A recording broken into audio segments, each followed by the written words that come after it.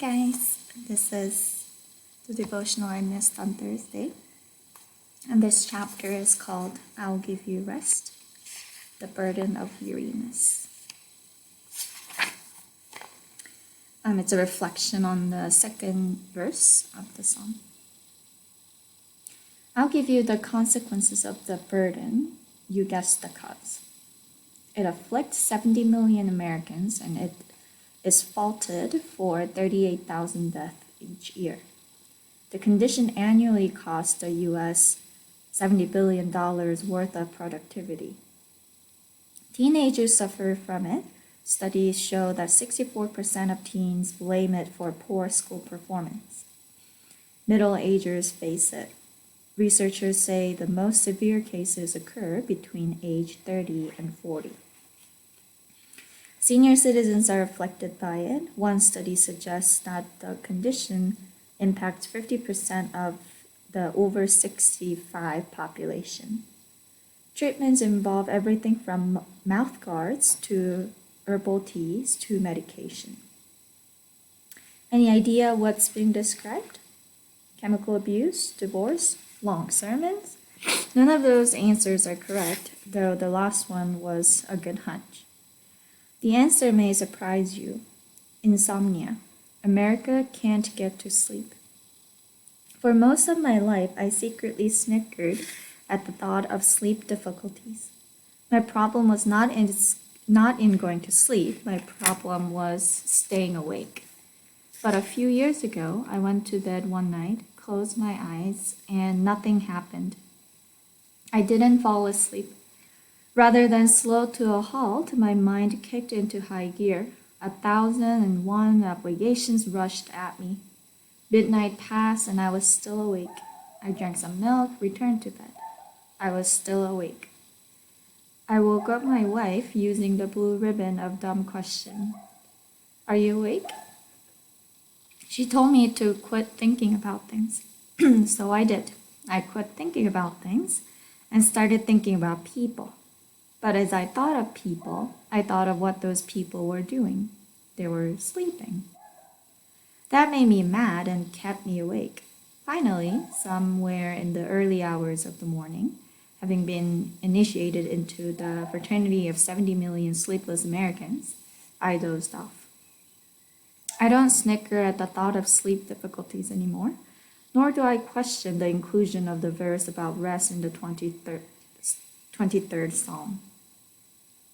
People with too much work and too little sleep step over the baggage claim of life and grab the duffel bag of weariness.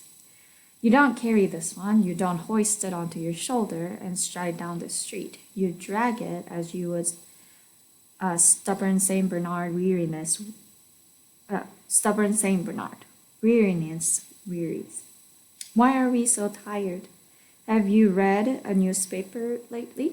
We long to have the life of Huck and Tom on the Mississippi, but look at us riding the white waters of the Rio Grande. Forks in the river, rocks in the water, heart attacks, betrayal, credit card debts, and custody battles. Huck and Tom didn't have to face these kinds of things. We do, however, and they keep us awake. And since we can't sleep, we have a second problem. Our bodies are tired. Think about it. If 70 million Americans aren't sleeping enough, what does that mean? That means 1/3 of our country is dozing off at work, napping through class, or sleeping at the wheel. 1,500 road deaths per year are blamed on heavy-eyed truck drivers. Some even snooze while reading this book. 30 tons of aspirins, sleeping pills, and tranquilizers are consumed every day. The energy gauge on the dashboard of our forehead says empty. Were we to invite an alien to solve our problem, he'd suggest a simple solution. Everybody go to sleep. We'd laugh at him. He doesn't understand the way we work. Literally, he doesn't understand the way we work. We work hard. There is money to be made, degrees to be earned, ladders to climb. In our book, business is next to godliness. We idolize Thomas Edison, who claimed he could live on 15-minute naps. Somehow we forget to mention Albert Einstein, who averaged 11 hours of sleep a night. In 1910, Americans slept 9 hours a night. Today we sleep 7 and are proud of it. And we are tired because of it. Our minds are tired, our bodies are tired, but much more important, our souls are tired. We are eternal creatures, and we ask eternal questions. Where did I come from? Where am I going? What is the meaning of life? What is right? What is wrong? Is there life after death? These are the primal questions of the soul, and left unanswered, such questions will steal our rest. Only one other living creature has as much trouble resting as we do. Not dogs, they doze. Not bears, they hibernate. Cats invented the cat nap, and the sloth slumbered 20 hours a day. Most animals know how to rest. There is one exception. These creatures are woolly, simple-minded, and slow. No, not husbands on Saturday. Sheep. Sheep can't sleep. For sheep to sleep, everything must be just right. No predators, no tension in the flock, no bugs in the air, no hunger in the valley. Everything has to be just so. Unfortunately, sheep can't find safe pasture, nor can they spray insecticide and deal with the frictions or find food. They need help. They need a shepherd to lead them and help them lie down in green pastures. Without a shepherd, they can't rest. Without a shepherd, neither can we. In the second verse of the 23rd Psalm, David the poet becomes David the artist. His quill becomes a brush, his parchment a canvas, and his words paint a picture. A flock of sheep on folded legs, encircling a shepherd, bellies nestled deep in the long shoots of grass. A still pond on one side, the watching shepherd on the other. He makes me to lie down in green pastures. He leads me beside the still waters. Note the two pronouns preceding the two verbs. He makes me. He leads me. Who is the active one? Who is in charge? The shepherd. The shepherd selects the trail and prepares the pasture. The sheep's job, our job, is to watch the shepherd. With our eyes on our shepherd, we'll be able to get some sleep. Isaiah 26:3 says, "You will keep him in perfect peace, whose mind is stayed on you." May I show you something? Flip to the back of this book and look at an empty page. When you look at it, what do you see? What you see is a white piece of paper. Now place a dot in the center of the sheet. Look at it again. Now what do you see? You see the dot, don't you? And isn't that our problem? We let the dark marks eclipse the white space. We see the waves of the water rather than the Savior walking through them. We focus on our paltry provisions rather than on the one who can feed 5,000 hungry people. We concentrate on the dark Fridays of crucifixion and miss the bright Sunday of resurrection. Change your focus and relax. And while you're at it, change your schedule and rest. The other day, my wife met a friend at a restaurant for coffee. The two entered the parking lot at the same time. When my wife stepped out of her car, she saw her friend waving her over. My wife thought she was saying something, but she couldn't hear a word. A jackhammer was pounding pavement only a few feet away. She walked toward her friend, who, as it turned out, was just saying hello, and the two entered the restaurant.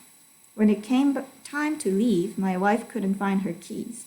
She looked in her purse, on the floor, in her friend's car. Finally, when she went to her car, there they were. Not only were the keys in the ignition, the car was running. It had been running the entire time she and her friend were in the cafe. My wife blames the oversight on the noise. Everything was so loud, I forgot to turn it off. The world gets that way. Life can get so loud, we forgot to shut it down. Maybe that's why God made such a big deal about rest in the 10 Commandments. Since you did so well on the dot exercise, let me give you another. Of the 10 declarations carved in the tablet, which one occupies the most space? Murder? Adultery? Stealing? You'd think so. Certainly, each is worthy of ample coverage. But curiously, these commands are tributes to brevity. God needed only 5 English words to condemn adultery and 4 to denounce thievery and murder. But when he came to the topic of rest, 1 sentence would not suffice. So this is Exodus 20, chapter 20. Remember the Sabbath day to keep it holy. 6 days you shall labor and do all your work, but the 7th day is the Sabbath of the Lord your God. In it you shall do no work, you, nor your son, nor your daughter, nor your manservant, nor your maidservant, nor your cattle, nor your stranger who is within your gates.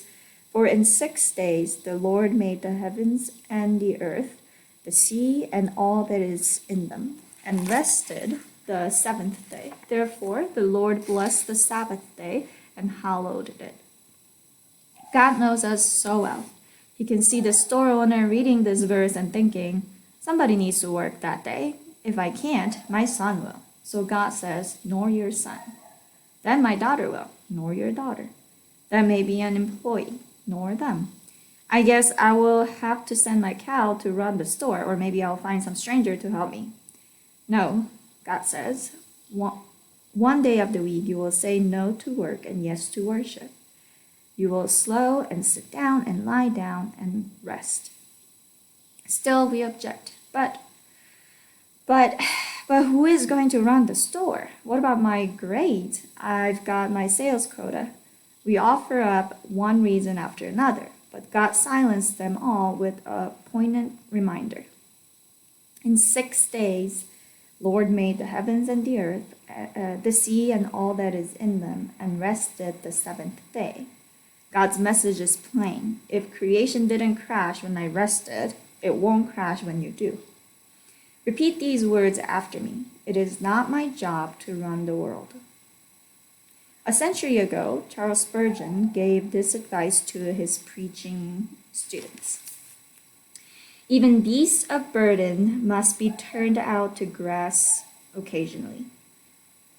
The very sea pauses at ebb and flood. Earth keeps the Sabbath of the wintry months, and men, even when exalted to God's ambassador, must rest or faint, must trim his lamp or let it burn low, must recruit his vigor or grow prematurely old. In the long run, we shall do more by sometimes doing less. The bow cannot always be bent without fear of breaking. For a field to bear fruit, it must occasionally lie fallow.